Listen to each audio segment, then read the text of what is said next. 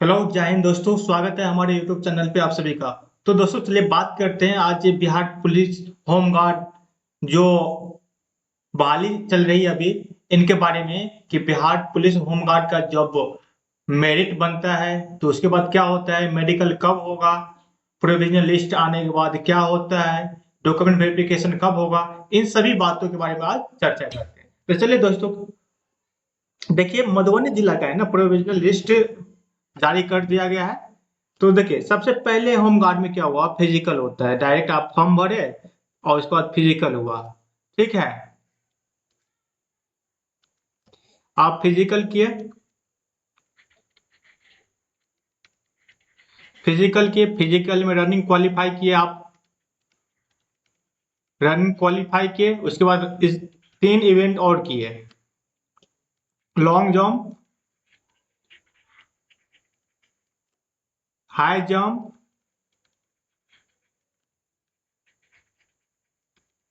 और गोला फेंक, गोला। ये तीनों इवेंट करने के बाद अगर रनिंग में आप पास होते हैं और ये तीनों इवेंट जो 5-5 नंबर के होता है, इनमें आप थोड़ा भी नंबर लेकर आए हैं तो उसके बाद फिजिकल होने के बाद क्या होता है, फिजिकल पास पहला लिस्ट जारी करता है। जैसे कि मधुबनी जिला के भी लिस्ट जारी हुआ था। ठीक है, सभी जिला का जारी होता है पहला। उसके बाद जो फिजिकल पास, फिजिकल क्वालिफाई, क्वालिफाइड का जो लिस्ट जारी करता है, उसके बाद फिर क्या करता है, कुछ दिनों के बाद प्रोविजनल मेरिट लिस्ट जारी करता है। ठीक है, कुछ दिनों के बाद क्या करता है, प्रोविजनल मेरिट लिस्ट जारी करता है।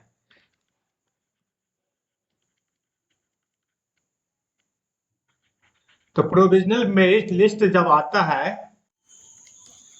तो प्रोविजनल मेरिट लिस्ट आता है तो इसी में क्या होता है, 1.5 गुना बचा रहता है। प्रोविजनल मेरिट लिस्ट में कितना गुना बचा रहता है, तो 1.5 गुना बचा रहता है। ठीक है, सीट के 1.5 गुना बच्चा को प्रोविजनल मेरिट लिस्ट के लिए लिया जाता है। जैसे कि अगर 100 बच्चा है तो 150 बच्चा को चयन किया जाएगा प्रोविजनल मेरिट लिस्ट में।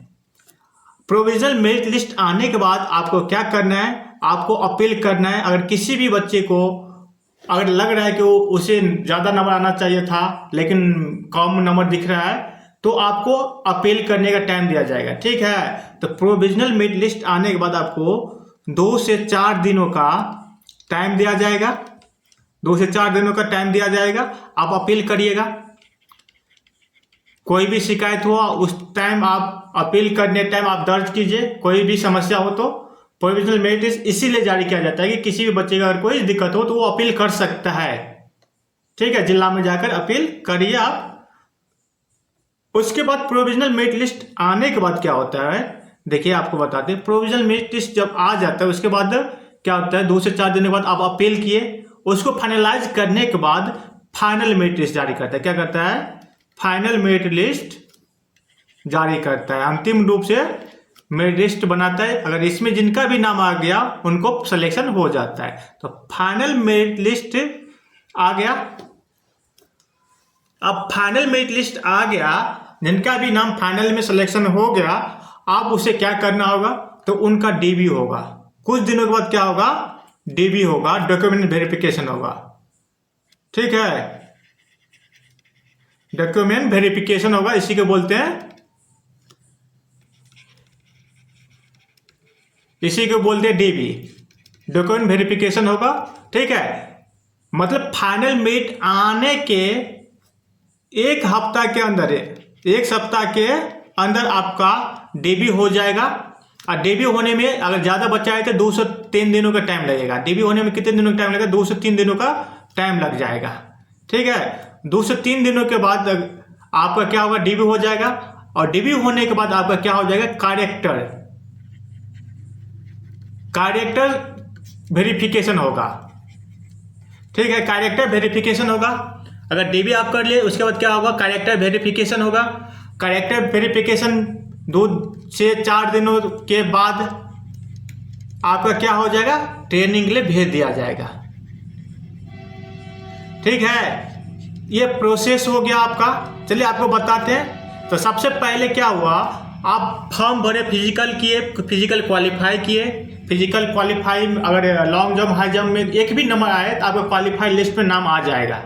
क्वालिफाइड लिस्ट में नाम आ गया, उसके बाद क्या होता है, प्रोविजनल मेरिट लिस्ट जारी करता है। प्रोविजनल मेरिट लिस्ट में 1.5 गुना बच्चा को लिया जाता है, और 1.5 गुना बच्चा जो आता है, अगर किसी को लग रहा है कि ये हमारे नंबर कम हुआ या कोई भी समस्या हुआ तो वो आपत्ति दर्ज कर सकता है प्रोविजनल मेरिट लिस्ट आने के बाद। उसके बाद क्या होता है, इसके अपील को सुन लिया जाता है, जो भी शिकायत होता है उनको क्लियर होने के बाद फाइनल मेरिट लिस्ट आता है।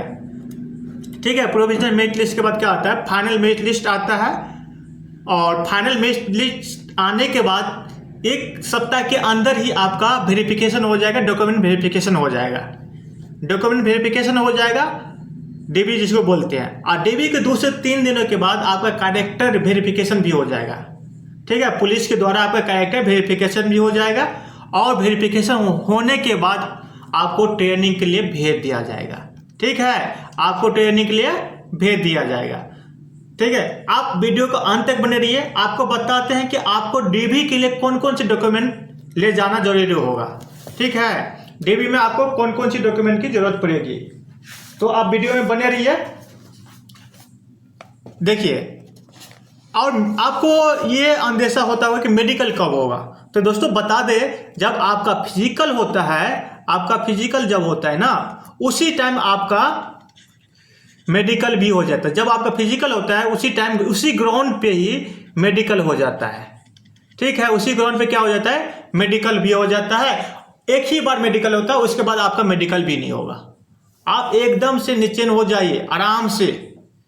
अगर फाइनल मेरिट लिस्ट में नाम आ गया तो आप ट्रेनिंग के लिए अपना जो भी सामान है उसके बंदोबस्त में लग जाइए।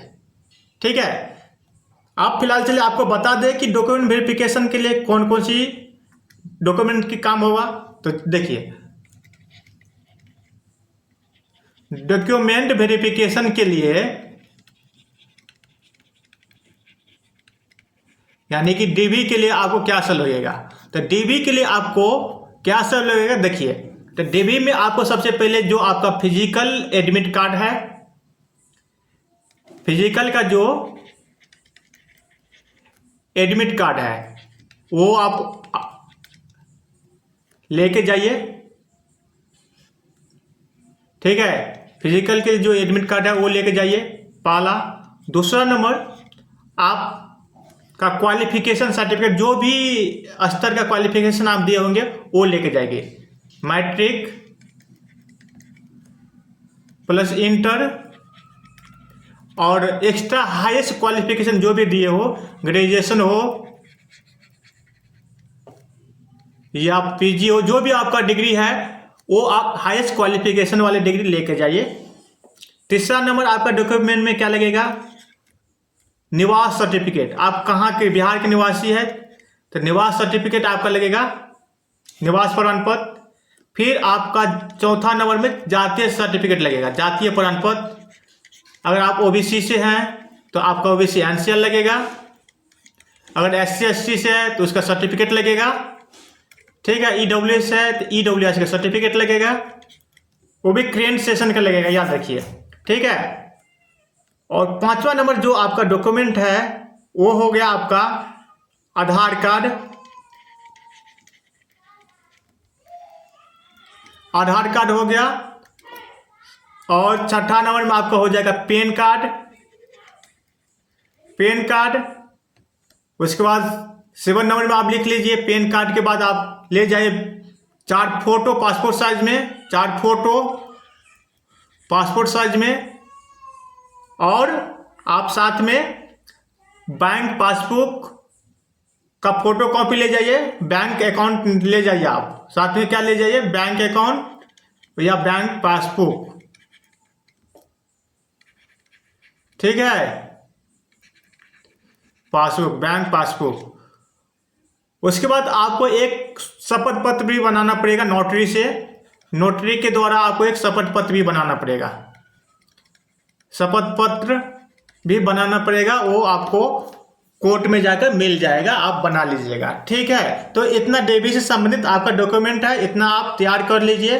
साथ ही साथ आपका कैरेक्टर सर्टिफिकेट भी लेगा। ठीक है, कैरेक्टर 9 नंबर में क्या हो जाएगा, कैरेक्टर सर्टिफिकेट। कैरेक्टर सर्टिफिकेट आप अगर बनाए हैं तो ठीक है, नहीं बनाए हैं तो ऑनलाइन कर दीजिए, कैसे भी आप वेरिफिकेशन टाइम में आप उसको ले जाइएगा, ठीक है ना। कैरेक्टर सर्टिफिकेट तो ये हो गया डॉक्यूमेंट का। मेडिकल आपका बता ही दिए कि मेडिकल की टेंशन नहीं, आपका फिजिकल ग्राउंड पर जो मेडिकल हो गया उसी टाइम आपका मेडिकल हो गया, ठीक है ना।